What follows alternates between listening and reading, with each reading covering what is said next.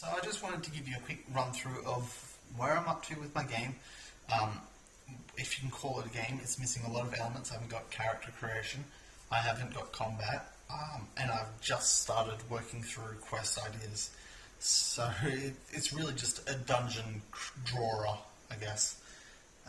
So here's where I'm at. This is my character sheet. I just draw a stick figure, I just give him 20 health. I don't even know if that's enough health for what I have planned. I cross it off as he loses health. Don't know why I crossed, whatever. I draw any items I pick up, and then gold and silver, and then I just write down how much gold I pick up, cross it off, rewrite it when I pick up more gold, whatever. That's really basic character, because I don't really know the best way to go about character creation. So here's my proudest part of the game at the moment, the dungeon creation. So this is one of my cards. You pick up cards for just about everything. So it's got 6 elements on it. In the corner here, it'll have the room size. I apologise for the quality. My phone just doesn't have a lot of space, so I have to record in low quality. So room size, over here we'll have the exits coming from the room. So when you enter, it's basically like you're peering into the room and seeing what's in there. So you can see it's a medium room with 1 exit. You can see what kind of NPCs are in there, and so monsters or humans or whatever. And then over here it's the loot that you find in the room. And then in the middle here I've got a dice roll I've got certain quest ideas for this, but it plays no role at the moment in dungeon creation. And then the failure there is I have cards that say failure, cards that say success, and then a couple that say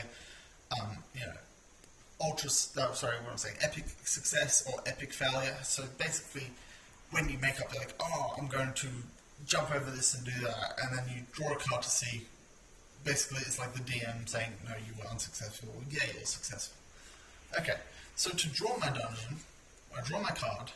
Or actually, what I do is I draw 3 cards generally for a room, depending on the size of the room, and I'll get to that in a second. So I draw a card, and this tells me it's a medium room. Before I draw the room, I have to know how many exits to draw for the room. So I draw the second card, and it tells me it's got 2 exits. So I'll draw a medium room, and I'm going to try and draw them big enough for the camera to see. I normally draw a lot smaller and tighter, just to save room and paper. So a medium room, 2 exits. Draw my next card to find out the NPC. So I've got 2 mobs, and I'll just draw little stick figures to save time here. Whatever. Give them some horns. It can be demons. And then I draw one last card to find out the loot. So it says 4 gold, so I normally just draw a bunch of circles, and then I'll just say 4G, so I know that's 4 gold.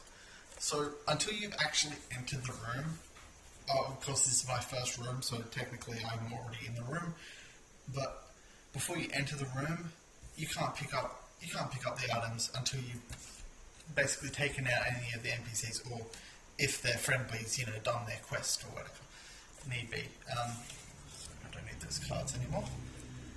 Okay, so let's, for argument's sake, say I have done my combat and I've killed those guys and I've picked up that gold. I'm like, awesome, I'm ready to move on this way and go on to the next room. So I'll draw my cards, and this is large. This is a large room. Okay, large rooms have 2 loot because they're extra large. I normally give the monsters extra health to make it harder, though, sort of balance it out. So it's a large room with, I should keep that there, 1 exit. Okay, so draw a largest room with an exit. Of course, I'm exaggerating for the purposes of the camera. Then I'll draw to see what I've done. It says 1 mob, so whatever, I'll draw total, because that's what we fought at D&D last. I can't even draw totals. Go me, yeah. Okay, total. Now I'll draw my loot cards. So 1 loot.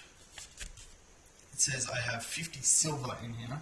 Now silver is roughly cents, basically. So that means it's half a gold. I draw my second loot, and this is a key. And key is a really cool function I've included. Basically, for a sealed room, a key would create a chest. The first time you encounter a key, it creates something. The second time you find a key, it's to unlock that thing you created.